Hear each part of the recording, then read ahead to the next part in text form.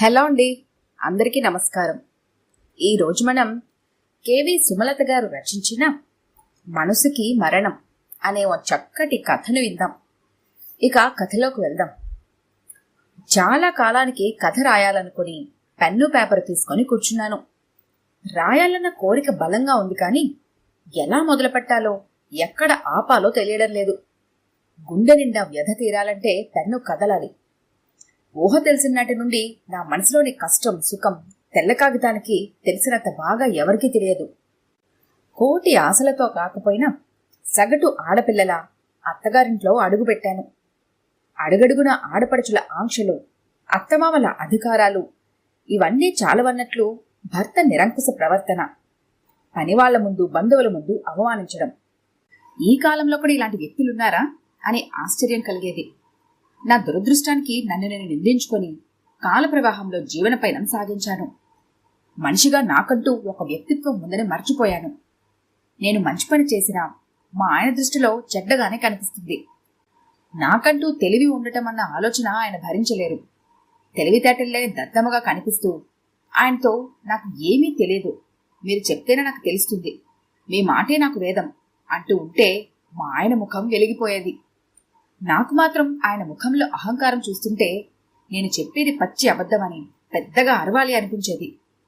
కానీ దాని పర్యవసానం తెలుసు కాబట్టి మౌనం వహించేదాన్ని. నాకు మీరు ఊహించుకునేదానికన్నా ఎక్కువే తెలుసు. నాకంటూ కొన్ని కోరికలున్నాయి, కొన్ని ఆశయాలున్నాయి అని నోరు తెరిచి చెప్పే అవకాశం ఎప్పుడూ రాలేదు అనే కన్నా వచ్చినా నేను విఫలమయ్యాను అనడం సబబుగా ఉంటుంది. ఏదైనా చెప్పాలని నోరు తెరిస్తే, చెప్పావులే, నువ్వు చెప్పేంత కింద స్థితిలో నేను లేను, నీ పుట్టింటి ధ్యాస తప్ప మొగుడు తరపు వాళ్ల మీద పట్టింపు ఉందా అని పెద్ద పెద్ద అరుపులు అరిచి మీదకొచ్చేవారు. వాస్తవానికి నా పుట్టినింటి వాళ్ళు ఆయనకి దడిసి ఏదైనా అవసరాలకు మాత్రమే వస్తారు. ఆయనతో మాట్లాడే సాహసం కూడా చెయ్యరు. అయినా వాళ్ళని ఏదో ఒక రకంగా తిడుతూ నన్ను బాధ పెట్టడంలో పైశాచిక ఆనందాన్ని పొందుతారీనా. భయంకరమైన గొంతుతో అరుస్తుంటే పిల్లలిద్దరూ భయపడిపోయి నా వెనక్కు వచ్చి దాక్కునేవారు. మా వారికి కుటుంబ అవసరాలు తీర్చడంతో మగవాడిగా ఆయన బాధ్యత తీరిపోయినట్లే ఫీల్ అయ్యేవారు. ఏనాడో పిల్లలు ప్రేమగా అక్కును చేర్చుకోవడం నేను చూడలేదు. అలా చేస్తే వాళ్ళు గారాబంతో చెడిపోతారని ఆయన దృఢ విశ్వాసం. పాపం, తోటి పిల్లలు వాళ్ళ నాన్నలతో షికార్లకు వెళ్తుంటే పిల్లలిద్దరూ బిక్కమొహాలేసుకుని నన్ను చూసేవాళ్లు. నాకు నా బాధ్యత రెట్టింపైనట్లు అనిపించేది. నేనే ఆదివారాలు పార్కులకి, అప్పుడప్పుడు సినిమాలకి తీసుకెళ్లేదాన్ని.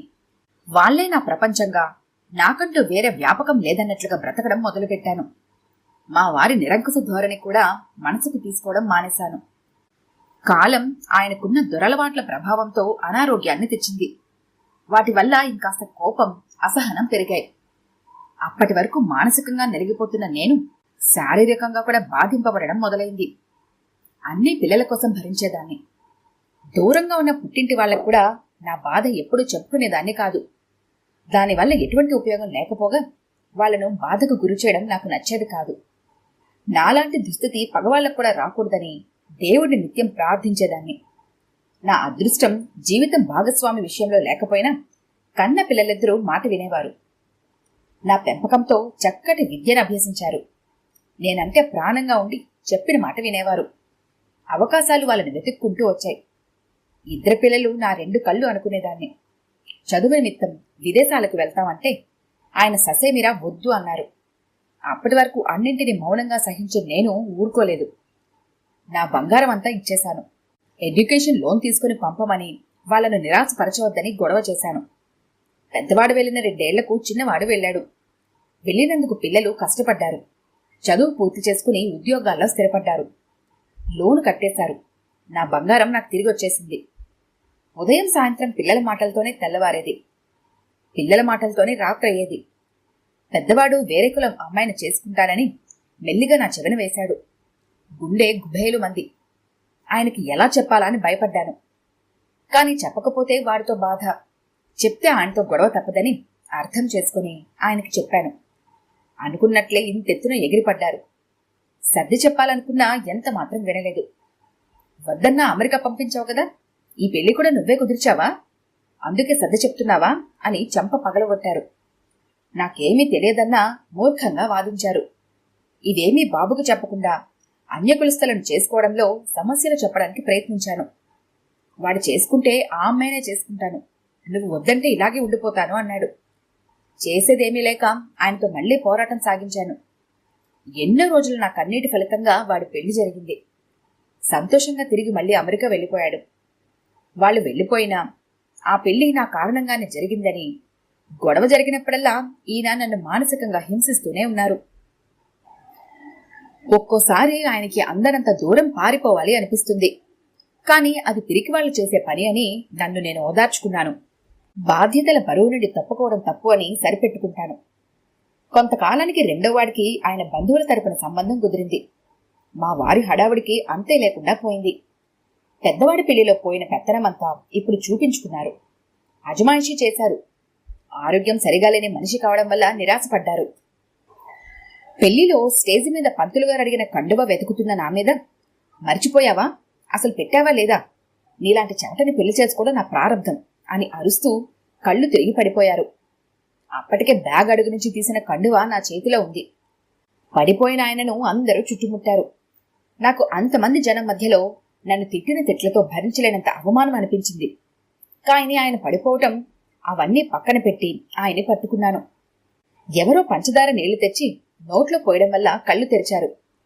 పెళ్లి ఆపకుండా తాళి కట్టించమని చెప్పి మేము ఆయన్ని హాస్పిటల్కు తీసుకెళ్లాం. డాక్టర్ 2 రోజులు ఉంచమన్నారు. అటు ఆయన బాధ్యత, ఇటు పెళ్లికి వచ్చిన బంధువుల బాధ్యత. పెళ్లి కూతురు తరపు మర్యాదలు చేసుకోవడం నాకు తలకు మించిన బరువైంది. శారీరకంగా మానసికంగా నలిగిపోయాను. పిల్లలిద్దరికీ వారి వారి అత్తగారి కుటుంబాలకు మర్యాదలోపం లేకుండా చూసుకోవడం మీదున్న శ్రద్ధ అమ్మ అలసట మీదకు మళ్ళలేదు. కొత్త మురిపెంలో ఉన్నారని సరిపెట్టుకున్నాను. పిల్లలు కాని, పెళ్లికి వచ్చిన ఆడపడుచులు కాని నా మీద అలా అరవడం తప్పు అని ఆయనతో చెప్పలేదు. నా మానసిక పరిస్థితి గురించి అక్కర ఎవరికీ లేదని తెలిసింది. అంటే దాని అర్థం ఎప్పుడూ అరిచేలాగానే ఆయన అరిచారు, ఎప్పుడు సర్దుకున్నట్లే అమ్మ సర్దుకుంది అని పిల్లలు పెద్దలు అనుకున్నారు. అది నన్ను చాలా కుంగదీసింది. ఎందుకో ఎప్పటిలా నార్మల్ అవ్వలేకపోయాను. పెళ్లి సెలవులు అయిపోయాయి. పిల్లలు వెళ్ళిపోయే రోజు వచ్చేసింది. మా ఇద్దరినీ కూర్చోబెట్టి ముందుగా పెద్దవాడు, డాడ్, అమ్మా, మీరిద్దరు ఇలా గొడవ పడుతుంటే మేమక్కడ స్థిమితంగా ఉండలేం, వర్క్ పైన కాన్సన్ట్రేషన్ చేయలేం, వర్క్ ప్రెజర్ ఎక్కువ అవుతుంది కాబట్టి మీరిద్దరూ గొడవ పడుతుంటే మేము తీరిగ్గా కూర్చొని సర్ది చెప్పడం కూడా కష్టమే, అర్థం చేసుకోండి అన్నాడు.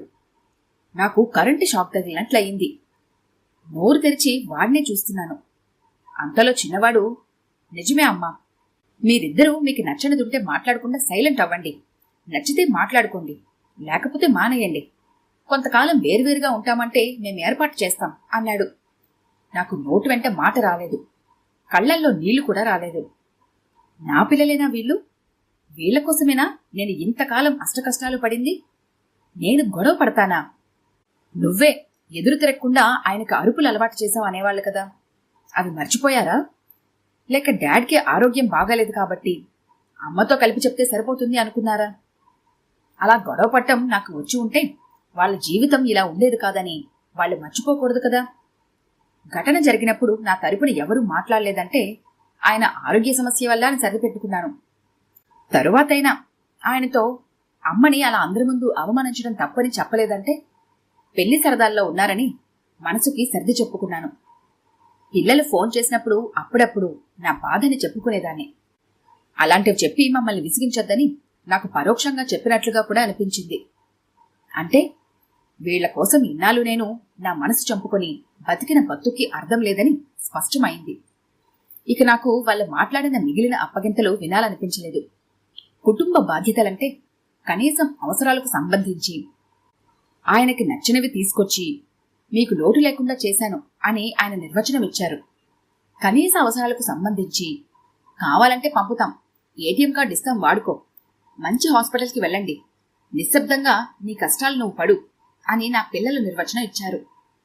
నాకంటూ విలువ ఎప్పుడూ లేదు, ఉండదు అని పూర్తిగా అర్థమైంది. పిల్లలతో ఎయిర్పోర్ట్ వరకు వెళ్ళినప్పుడు ఎప్పటిలా నాకు ఏడుపు రాలేదు. బహుశా అప్పటికి నేను మానసికంగా బతికిలేనేమో. ఎందుకో నా ఫీలింగ్స్ పేపర్తో పంచుకోవాలని ఈ కథ మొదలుపెట్టాను. అయ్యో, ఎందుకో నా చేతిలో పెన్ను జారిపోతోంది. ఏదో చీకటి కమ్ముతున్నట్లు అనిపిస్తోంది. రాయలేకపోతున్నా. ఇక నాకు ఈ బాధ నుండి విముక్తి వచ్చేస్తుందా? అంతేనా? ఏదో ఏడుపులా వినిపిస్తోంది. నా చేతి మీద ఏవో నీటి చుక్కలు పడుతున్నట్లు అనిపిస్తోంది. ఏమిటిది? నా కళ్ళు తెరవడానికి కష్టం అనిపిస్తోంది. శాంతి, లేచావా? దేవుడు కరుణించాడు. స్వామి, నా తప్పులు సర్దిద్దుకునే అవకాశం ఇవ్వు అన్న మాటలు వినిపిస్తున్నాయి. ఆ గొంతు మా ఆయనది. ఇదేమిటి ఇలా మాట్లాడుతున్నారు అని బలవంతంగా కళ్ళు తెరిచాను. మా వారు నా పక్కన కూర్చొని ఉన్నారు. ఏడుస్తూ ఏదేదో మాట్లాడుతున్నారు. నాకు అది కొత్తగా, వింతగా అనిపించింది. శాంతి, నన్ను క్షమిస్తావా? ఇదేమిటి? మీరు నన్ను... మాటలు మింగేశాను. మంచినీళ్ల కోసం చాలాసేపు పిలిచాను. నువ్వు పలకలేదు. లేచి వచ్చేసరికి నువ్వు హాల్లో సోఫా మీద పడిపోయి ఉన్నావు. నిద్రపోతున్నావేమో అనుకుని తట్టి లేపాను. స్పృహ లేదు. నీళ్లు చల్లినా చలనం లేదు. చాలా కంగారు పడ్డాను. ఈలోగా నువ్వు రాసుకున్న పేపర్స్ ని పక్కన ఉండటంతో చదివా. ఇన్నాళ్ళు నేను నీ పట్ల ప్రవర్తించిన తీరు, నువ్వు అనుభవించిన బాధ అన్నీ అర్థమయ్యాయి. ఇంతకాలం ఎంత మూర్ఖంగా ఉన్నాను నేను. నా కళ్ళకు కప్పిన పొరలు తొలగినట్లయింది. నువ్వు నాకు దూరం అయిపోయావు అనిపించింది. నా తప్పులు నేను సర్దిద్దుకునేది ఎలా అని దిక్కు తోచలేదు. ఎప్పుడూ దేవుడిని తలవని నేను నీకోసం ఆయన ప్రార్థించాను. నన్ను క్షమించగలవా శాంతి? గొంతంతా దుఃఖంతో నిండి ఉంది. ఆయన్ని ఏడవద్దు అని వారించాను. నిజంగానే ఆయన తన తప్పులు తెలుసుకున్నారా ఇన్నాళ్లకు? ఈ జీవిత చరమాంకంలో మనసుకు ఏదో తెలియని ఊరట. కళ్ళు మూతలు పడుతుంటే నిద్రలోకి జారుకున్నాను. ఈ కథ కనుక మీకు నచ్చినట్లయితే లైక్ చేయండి, షేర్ చేయండి. మరిన్ని ఇంట్రెస్టింగ్ కథల కోసం మా ఛానల్ని తప్పకుండా సబ్స్క్రైబ్ చేసుకోండి.